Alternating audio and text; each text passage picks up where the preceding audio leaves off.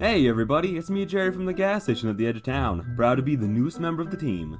The owners were so impressed with how I managed to stay inside the store for several days without leaving or going insane that they offered me a full-time position while the regular clerk is out recovering from his leg injury. Happy Monday, y'all! The other guy asked me to do him a small favor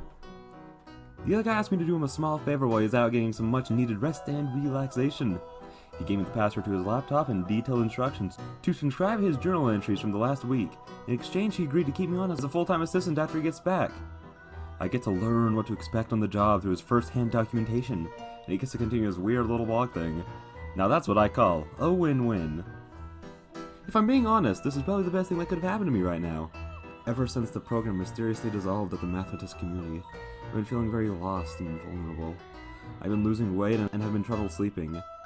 And when I do, I keep having these weird dreams of some enormous being deep below the gas station, waiting to devour us all. Clearly a mistake was made and I was overlooked. If any of my old brothers and sisters are out there and see this post, please contact me. Tell the seniors they forgot me. I'm not mad. I miss you. I love you. Before I get started, some guys in suits came by and suggested that as this blog were going to continue, that I make a PSA. If there's anybody still alive that read about this, if there is anybody still alive that read the story about what happened here on Halloween, don't wait for the symptoms to start. Please go to the nearest emergency room or call the Center for Disease Control and tell them you are experiencing the effects of Rommel syndrome. Anyway, back to the journal. I'll do my best because this guy's handwriting is awful. But here's the parts I could read. November 7th, 2007, 7 p.m. The man in the trench coat standing out back when I went to take the garbage out tonight. I don't know why the man in the trench coat keeps visiting my store or why I've never gotten a good look at him. He was standing at the tree line just beyond the dumpster, staring as he ever did. Tonight, I stared back.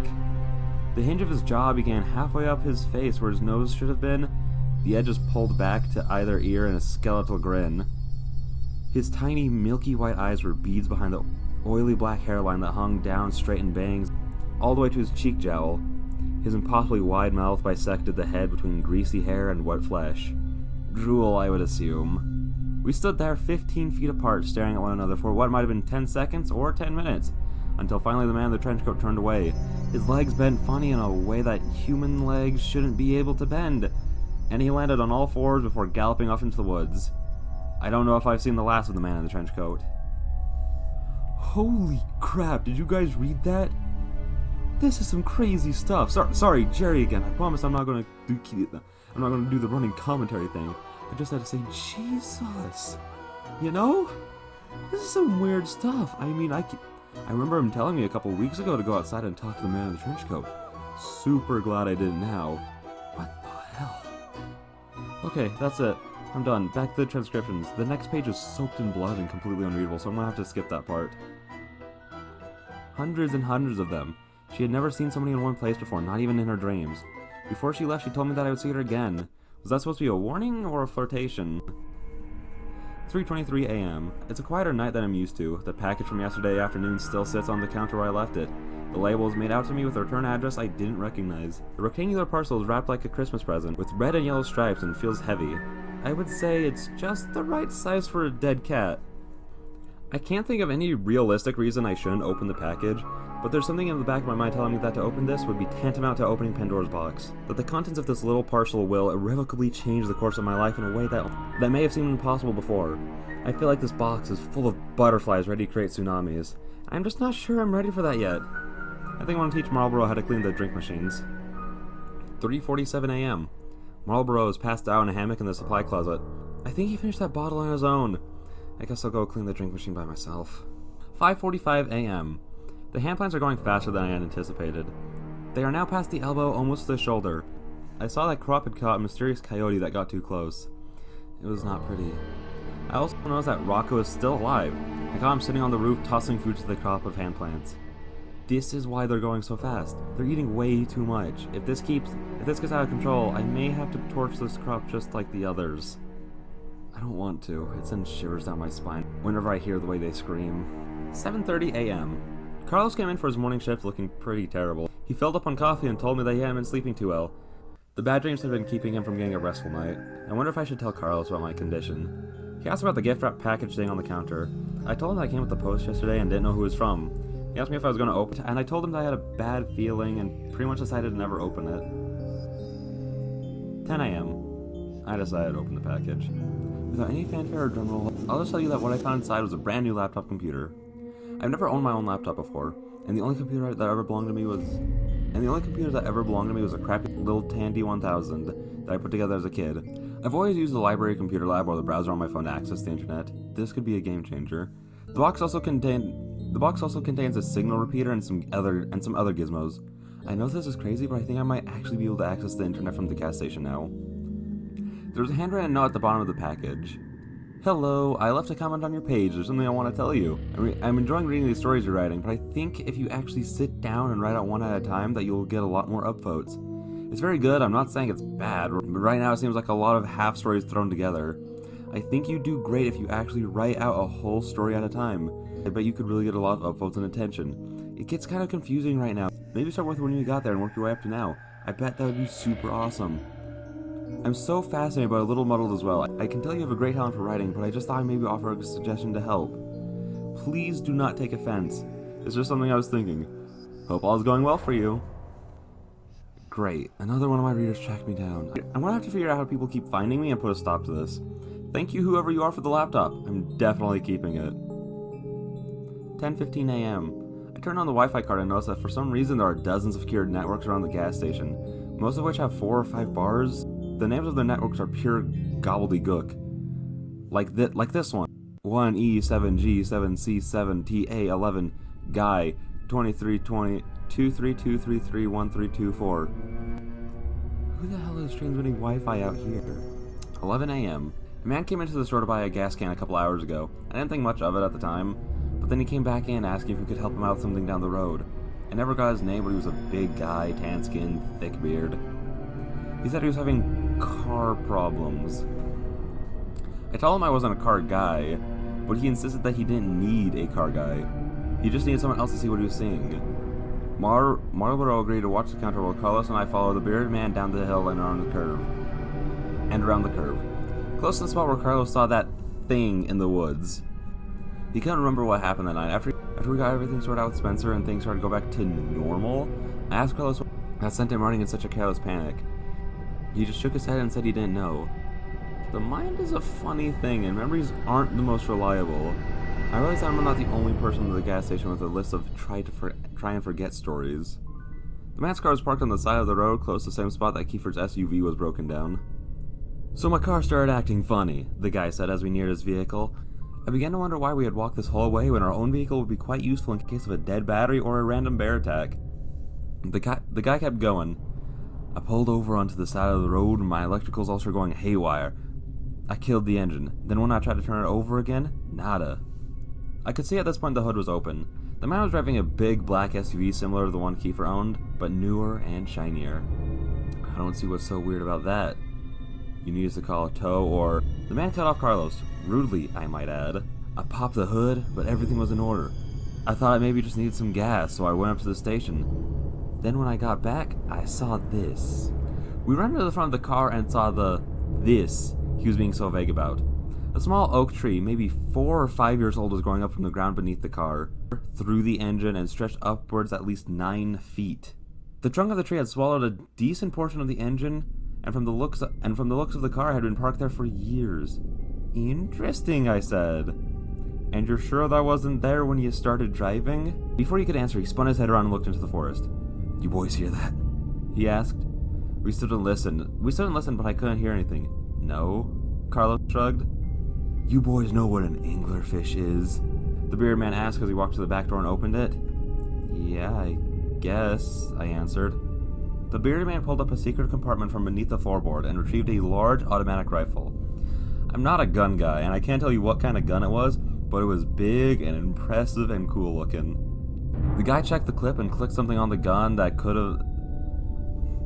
The guy checked the clip and clicked something on the gun that could have been the safety. Again, I'm not a gun guy, but it sounded super cool. Carlos put a hand on my shoulder and slowly backed me away from the man with the gun, pulling me with him. But the man didn't seem to mind us one bit. He was focused on whatever he heard in the woods. If I'm right, you boys have an anglerfish in them woods.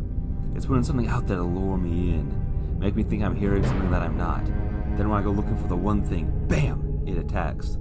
Oh, like a siren? I asked. The man looked at me over his shoulder with a smirk and said, yeah, like a siren. Y'all may want to get out of here.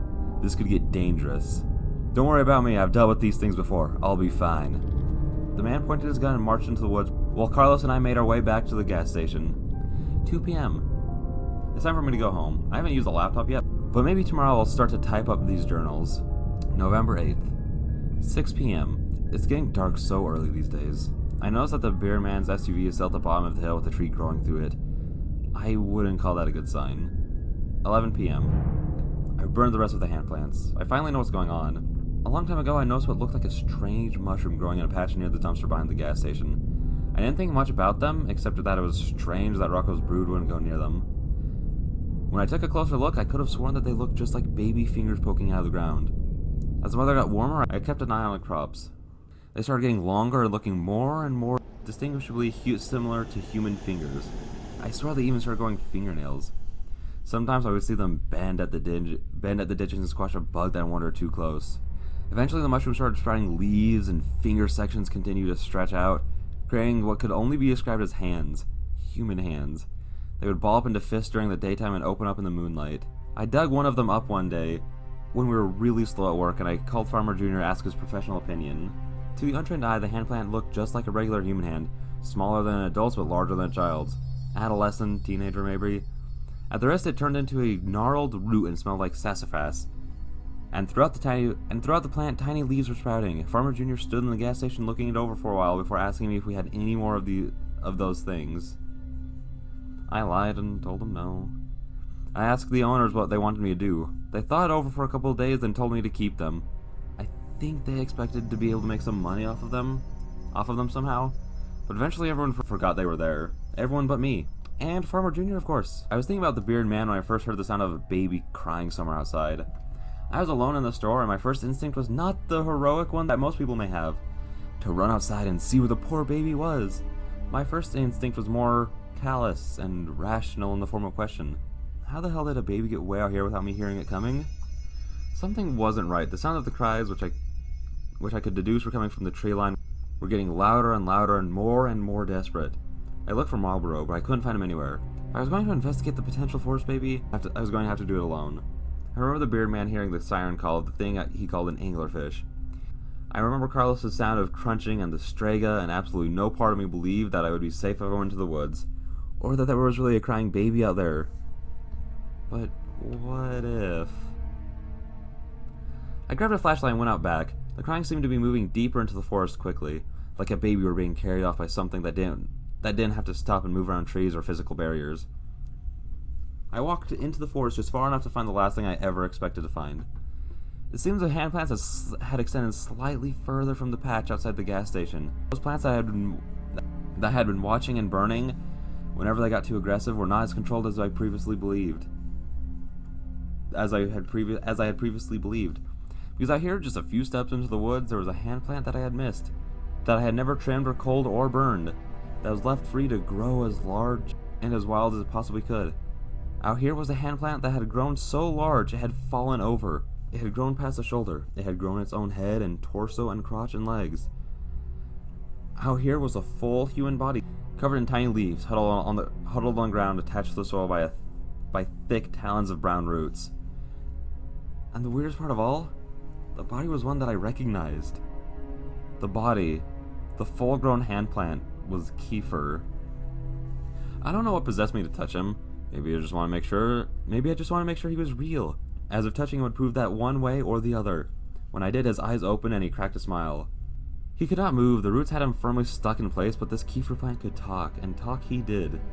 We stayed out there talking for over an hour. I won't go into everything the Kiefer plant said, but I will say this. There is something under the gas station. Something big and powerful. Something plotting. And I've been working for years in a cloud of this dark god's farts. I felt extra terrible setting the fully developed Kiefer plant on fire after I burned the rest of the crop of hand plants. But honestly, what choice did I have? When I got back to the gas station, Spencer was waiting for me. And he knew I knew, and I knew he knew I knew, and I knew he knew I knew. I was halfway expecting what came next, but not expecting him to enjoy himself quite so much. Spencer locked the front doors and proceeded to beat the crap out of me. I'd like to say I got a few good hits in as well, but that'd be a huge lie. I didn't lay a single finger on him, although I did mess up his knuckles pretty good with my face. So I have that going for me. Spencer dragged me across the gas station to the hallway, past the bathrooms, past the walk-in cooler, to the big strange door that I'd only just noticed a couple weeks ago. If it were possible for me to pass out, I'm sure I would be unconscious right now. Why are you doing this? I asked Spencer as he banged on the door 3 times. There was a sound from the other side, and then Spencer yelled, "Open up! It's me!" The door cracked open, and Spencer dragged me into the room I had never seen before. It looked like an old office. There was a desk next to the wall of monitors with security feeds from all over the store and the perimeter. Security feeds from cameras I never knew existed. In the middle of the room was a large hole that looked like it had been created with a team of jackhammers. "It's time for you to meet my boss," Spencer said as he dragged me to the edge of the hole. "Kiefer?" I said, to which Spencer let out a hearty laugh. "No, not Kiefer. My boss put Kiefer out there and hired me to watch him. My boss is much bigger than some idiot politician." I half expected Spencer to go into the cliche movie villain exposition rant, but instead he sparted me right into the hole. I think my leg is broken. At least I assume that's what the bone poking out means, but hey, I'm no doctor. I would be really worried right now if it weren't for the fact that I stole Spencer's cell phone in the scuffle. Just as expected, Spencer has the same network as Kiefer, which means he's somehow his service. I put in a call to Tom's direct number, so I'm sure he'll be along shortly. Until he gets here, I'm just passing time updating my journals. Somebody just dropped a laptop into this hole with me. Maybe it was Spencer. Maybe he thinks I'm dead. Maybe I am. Again, I'm not a doctor. Whoever it was, I think I might have just heard the sound of boot spurs clicking against the tile as he walked away. I guess I'll boot this thing up and transcribe my journals before it's too late. Okay, so that's the last of his journals. You're probably wondering to yourself, where was Jerry while Spencer was beating the crap out of poor old Jack? Well, I had gone into town to see a movie. Yes, I went and watched Thor Ragnarok. If you haven't seen it, go see it. It was awesome. I guess I'm lucky I went when I did, otherwise the Spencer guy might have tossed me into the hole as well. I was the one that found Jack when I came back to the gas station. I couldn't find anyone anywhere, so I went searching until I noticed that door at the edge of the hall cracked open slightly. I also found a really poorly made bomb behind the register, but it didn't take too long to disassemble. You can thank the mandatory bomb building classes at the mathematician program for that. No big deal, just me being my typical heroic self. I asked Carlos to help me haul Jack up out of the hole, and then Carlos moved him to an undisclosed location for a few days while his leg mends. When he gets back, I'll let him have his laptop to continue his little blog thing. Until then, it's just me, Carlos, and the raccoons. How does Jack usually end these things? Oh yeah, to be